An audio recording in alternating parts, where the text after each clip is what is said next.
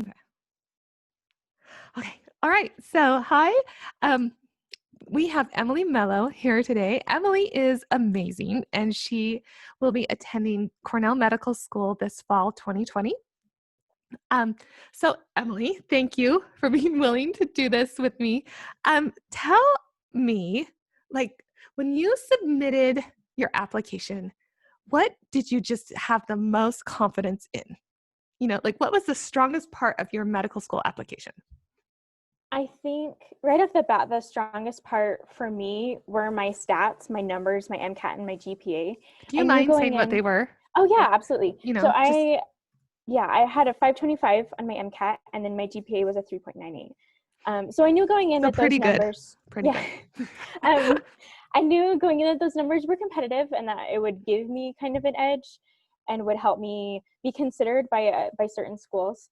Um, I think going in as well, I would have to say that's probably one of my main strengths. Secondary, I would say my research experience. I don't think it was the strongest it could be. I know some people, when they apply, they are primary authors. Mm, So I considered my research experience to be on the weaker side until I learned about other people's applications, and I learned that having a few years of research and in publishing, even if I wasn't a first author, was still competitive and still strong in some respects. So I think that was helpful. Probably not mhm. the strongest. Not I think there were people who had stronger research experience, but I think that was something that helped as well. And then I think the third thing that was helpful was just a variety of extracurricular activities, Mm. I would say. Okay. So looking at that, I mean, certainly you're like, like you rocked the MCAT. You'd done really well. Um, let's talk about the research for a second. So, certainly, and I appreciate how you're like, other people had stronger, totally, but you had great research too, right? How did you get involved in research? I know, like, a lot of people are always looking to get involved in it, and it just seems like a myth of how to find those opportunities. So tell me, like, how did you get involved in it? So the first thing I had done as a freshman, I had approached one of my professors. I think it was my anatomy professor, and I asked him about research and what I should be doing to make myself a competitive candidate to be in a research lab on campus. And some things that he told me, and I don't know if this is like good advice off the bat, but this is something that was helpful for me and that he advised me to do, was to take a research class, like a lab class, like a Mm, chem lab or a bio lab, and do well in the class to show that you have the capability, you have the skills to do well in a research capacity. And then with that grade, approach a professor, be interested in their research, approach them personally, and then show that you're competent in that area by showing them your lab grades, something like mm, that. So that was my first experience. And I kind of thought that as a freshman, I wouldn't have enough experience to do research. So like I didn't end up asking a professor that year to be involved in their lab. But my sophomore year, I had been talking with a friend to kind of gauge where she was in her research and what she was doing. And she actually helped me get a position in her lab. mm, So I think, and I ended up talking to the professor in person as well. So, but I think it was helpful to know another student, because then she could put in a good word for me and say like, hey, I think this is another student that I trust. I think she's mm. capable and be able to do well in the lab.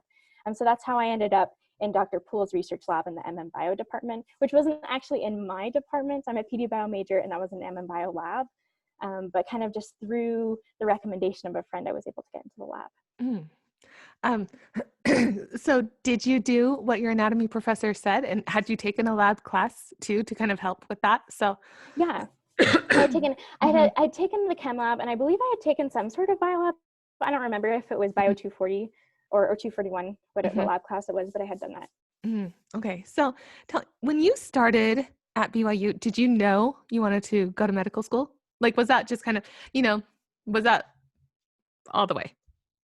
Like, Yeah, by the time mhm, I got to BYU, I knew, but it was very late in high school when I had made the decision. So mm, throughout high school, I was pretty sure I was going to be an English major until the very end, and I switched to medicine.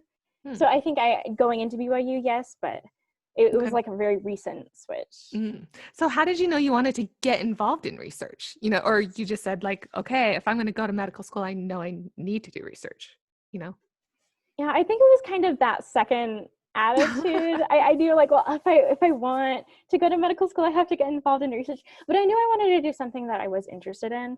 Mhm. The first lab I was in, which ended up being the lab that I stayed in for the 3 years that I did research, I felt like I was kind of just dipping my toes in. And so I thought, you know what, if I'm not a good fit at this lab, I know I could work in another lab on campus. So that Mhm. was kind of my attitude going in. It was like molecular bioresearch, which I wasn't super familiar with. But then my experience kind of morphed, and it became, I ended up heading up a project that I was really interested in. So I think in the beginning, I just wanted to dip my toes into research and see what I was interested in. Okay. So, you also said that, so research and then kind of a variety of activities. What what activity did you do that you feel like kind of helped you? Just, I mean, we can always say like what helped you with your application, and who knows, like it's kind of all that discussion happens behind a closed door, right? But like what were you like of the activities, what were you proudest of? Or what activities had you done that really made you feel like it had impacted you and helped you as a person? Yeah, I think for me, my favorite activity, or I guess accomplishment, or the thing I'm most proud of was learning Portuguese. So I Mm, was a Spanish second major at BYU, but I wanted to learn Portuguese because I come from a Portuguese background. My parents are, not my parents, my grandparents are from Portugal, but I never learned the language. And that's something that I wanted to get involved in. So I took classes at BYU. I ended up doing some study abroads. I did some extracurricular activities speaking Portuguese. And I think it was something that had my application. I don't know if it was any deciding factor or anything. It was definitely something that a lot of interviewers asked me about, but it was something that helped me a lot, just perspective wise, in terms of how I viewed my own capabilities. Because for so much of my life, I hadn't spoken this language and I wasn't able to communicate with certain family members very well because I didn't speak it. And like kind of changing my perspective, learning the language and opening up all of these new possibilities in my life, not only to get to know my family members, but to get to know new people, do a lot of traveling, I think was important for me to kind of, it opened my eyes to what it was capable to, mhm. if that makes sense. Okay, I love that because if anybody sees learning Portuguese, why would I learn Portuguese? I'm applying to medical school, right? So, but but for you, it had like a real impact, and you're like, and it showed you were a person, you know, Yeah, like and I'm more and than even a robot, like with those numbers, yeah, they might think you're a robot a little. They're so good. and even with other things, I think it helped me change my perspective. Like I was never a terribly athletic person, Mm, but I knew I wanted to go into medicine and I wanted to take care of my health. And so I figured, you know what, if I can learn Portuguese and become a Portuguese speaker, I can run a 5K. You mm, know, it's like mhm, it snowballed into other areas of my life where I started to step out of my comfort zone a little bit more. mm. And so I think it did help in that way, like indirectly, Oh, that's awesome. help me be a better applicant. Um, okay, so what do you feel was the weakest part of your application? Like, I definitely think my weakest part was clinical experience and mm, physician shadowing. I think my mm, numbers weren't very high. I mhm, didn't have a lot of experience. And I knew that going in that my numbers weren't high compared to other people's. And it was my own fault. I focused so much on schoolwork and I was too scared to take time off of studying to mm, do physician shadowing, which I do regret. I think I should have balanced it a little bit more. mm. How did you so what did you say about that in your application to kind of compensate for it or anything? Or you just kind of were like, this is what I did? I don't think I directly addressed it in the application itself. I know in one interview, an interviewer asked me about that, about my clinical experience. So I tried to show that the limited experience I had was meaningful and what it had showed me. And I was very honest in telling them that I think that I wish I would have had more experience, and that's Mm, something that I'm committed to doing in the future. mhm, Um, yeah, so it's not necessarily something that I directly addressed, but if they asked me about it, I think owning up to it and being honest about it was important, but also showing that the experience I had was meaningful and this is what it taught me. mm. Okay. So tell me, I mean, just because right now, like it's pretty much application season, we're not able to admit or submit these applications yet. Um, what was the timing? What did you get everything in? Kind of what was the response? How many schools did you apply to? That sort of thing. So off the top of my head, I believe it was around 16 schools that I ended up applying to. I submitted my primary a little bit later than the date that you can actually submit it. So I think Hmm. it was maybe like 2 or 3, maybe even 4 or so weeks later. I was out of Mid the June-ish or country, so late June? I believe it was mid-June. I should know this off the top of my head. No, it's just But helpful to kind of like be like, okay, yeah. mid-June, still time. Yeah, and I think I hadn't given myself, that's something that I wish I would have done, is given myself more time to finish the applications. Mm. So I was doing a scholarship program in Brazil and taking classes in Brazil at the time. So it was like a crazy time to be doing my applications as well. So maybe I would have given myself a little bit of a break and maybe blocked off some more time to do that. So I submitted it then, and then I started getting secondaries. I remember I got my first secondary maybe, I want to say like a week or so. I can't remember the timeline, if it was Yeah. like a week or 2 weeks or so afterwards.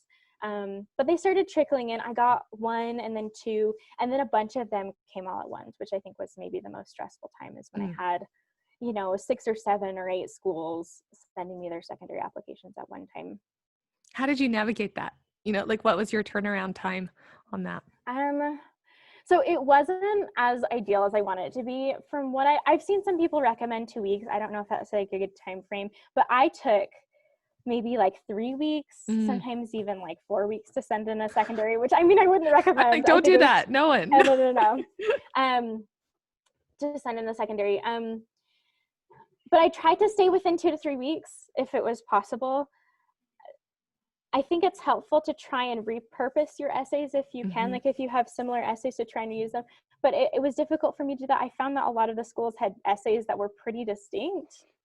So I tried to do my best to rework existing material to kind of fit the school and answer the question honestly, but I didn't see like a ton of overlap in the essays. So I think that was the most difficult thing. So I think just setting a schedule for myself and getting what I needed to done, at the time that I had allotted, was probably the most helpful thing. So how did interview season go for you? Good. I don't think it wasn't as difficult as I had anticipated, because I applied this was my senior year as I was doing the interviews. And a lot of other applicants that I met on the application trail were like, oh my gosh, why are you doing this? You're in school, you're applying, you're traveling for these interviews. But to navigate school and interviews wasn't too difficult. A lot of my professors were really accommodating. I think one of the difficulties was travel. Financially, just the time to be able to travel. I applied all over the country, and especially on the East Coast where I'm from, so there was a lot of travel time. So I think that was kind of difficult to manage. But I did my best to try and schedule my interviews around each other so that I would only have to fly out to an area once and then do multiple interviews if it was possible. Some schools are more accommodating than others. Okay. So I'm so happy for you. Really. Like it's great. You guys are going to move out there. So as a freshman coming in, what piece of advice would you give them? Like someone who comes in and it's just like you, like made the decision that they want to go to medical school and they find themselves at BYU and they're like, so now what? Like, what would you tell them? Yeah, I would recommend that they talk to as many people as possible. So people, not only advisors, but students who are currently applying, medical students, if that's available, if you have people that just to get different perspectives. I think one of the mistakes that I made is that I only had talked to a few people, and then I kind of took their word as gospel. And I think there are lots of different opinions about how you should be applying, what kind of applicant that you should be, like what you should focus on, what the timeline looks like. So I think just getting a lot of different opinions is important. Another thing that I would say, I know this is like kind of small and maybe not super related, but start saving up now for your applications. They were so massively expensive. If I hadn't gotten married prior to applying, I'm not sure how I would have been able to afford it, because we just poured all of the money. We had a very cheap wedding and poured all of that money into my applications, which my husband is a saint for doing that. But I would start saving up as soon as you can, just for the whole entire process, for applications and then for interviews later, because it can be a substantial amount of money. And if you are working to support yourself in college, I think it can be difficult if you get to that point, and you still have, and you're haven't saved up unaware for it, of right? how much money it's actually going to be. Yeah. You're like, oh, what? So, okay. So like that's for the incoming person, like start saving.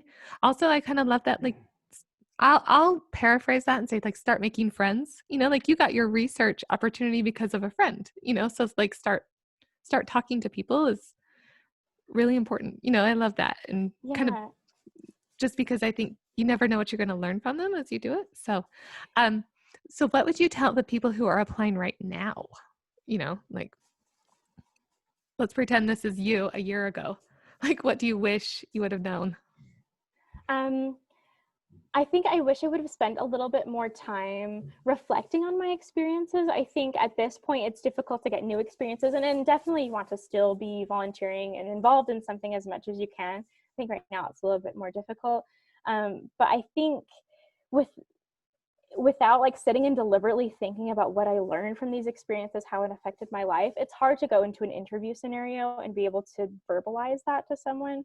So I think it's important, like, I don't know, start journaling or having conversations with your loved ones about how you felt that different experiences impacted you, what you felt that you've learned from them.